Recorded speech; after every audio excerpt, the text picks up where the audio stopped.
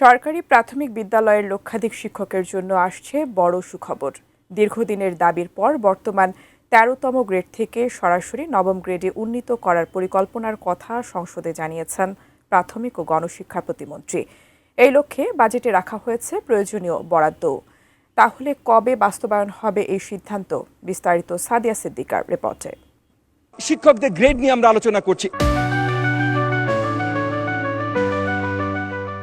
সরকারি প্রাথমিক বিদ্যালয়ের শিক্ষকদের জন্য দীর্ঘদিনের কাঙ্ক্ষিত ও মর্যাদাপূর্ণ এক সুখবর নিয়ে এসেছে সরকার। শিক্ষকদের বর্তমান ১৩তম গ্রেড থেকে সরাসরি নবম গ্রেডে উন্নীত করার লক্ষ্যে অত্যন্ত গুরুত্ব সহকারে কাজ চলছে।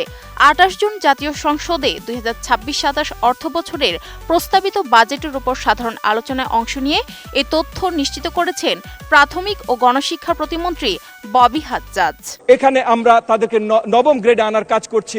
ইনশাআল্লাহ সেটা যদি আমরা সঠিকভাবে করতে পারি তাহলে ১.৫ থেকে ২,০০০ কোটি টাকা এক্সট্রা খরচ হবে, যেটার বরাদ্দ মাননীয় ফাইন্যান্স মিনিস্টার আমাদের বাজেটে দিয়েছেন।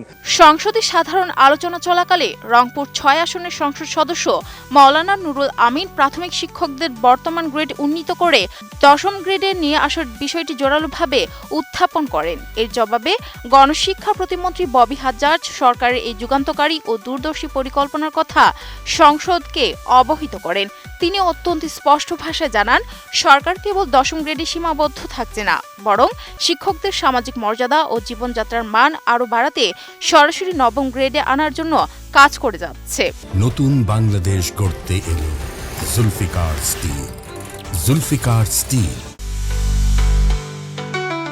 শিক্ষকদের এই গ্রেড উন্নীতকরণ কেবল আলোচনার টেবিলে সীমাবদ্ধ নয়, বরং এর জন্য ইতোমধ্যে বাজেটে পর্যাপ্ত থেকে বরাদ্দ নিশ্চিত করা হয়েছে। প্রতিমন্ত্রী তার বক্তব্যে শিক্ষা খাতে সরকারের আর্থিক প্রস্তুতির একটি সামগ্রিক চিত্র তুলে ধরে জানান, প্রস্তাবিত ২০২৬-২৭ অর্থ বছরে শিক্ষকদের বেতনের মোট ২০,৪২৮ কোটি ৬৮ লাখ টাকার বিশাল অঙ্কের বরাদ্দ রাখা হয়েছে। এই মুহূর্তে শিক্ষকদের বেতন আমাদের বাজেটের বছরে বাৎসরিক ২৬-২৭-এ যাবে ২০,৪২৮ কোটি ৬৪ লাখ। শিক্ষকদের নবম গ্রেডে উন্নীত করা সম্ভব হলে সরকারের অতিরিক্ত আরও ১.৫ থেকে ২,০০০ কোটি টাকা ব্যয় হবে, যার জন্য প্রয়োজনীয় আর্থিক বরাদ্দ বর্তমান প্রস্তাবিত বাজেটে সুনির্দিষ্টভাবে রাখা হয়েছে। ফলে আর্থিক সংকটের কারণে এই প্রক্রিয়া আটকে থাকার কোনো সুযোগ নেই। প্রাথমিক শিক্ষায় যেহেতু শিক্ষার মূল ভিত্তি, তাই এখনকার শিক্ষকদের উপযুক্ত মান ও মর্যাদা দেওয়া অত্যন্ত জরুরি বলে মনে করে সরকার। প্রতিমন্ত্রী সংসদে আশাবাদ ব্যক্ত করে বলেন, প্রধানমন্ত্রী যে পরিকল্পনা অনুযায়ী শিক্ষা খাতকে এগিয়ে নেওয়ার নির্দেশনা দিয়েছেন, সেই লক্ষ্য বাস্তবায়নে সরকার কাজ করছে।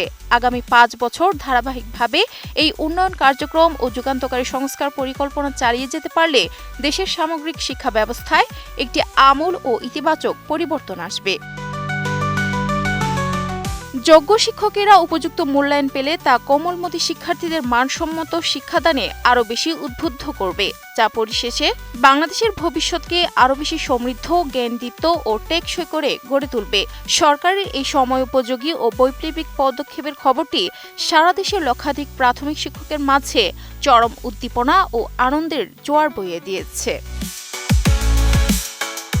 Sadia Siddika, ATN news.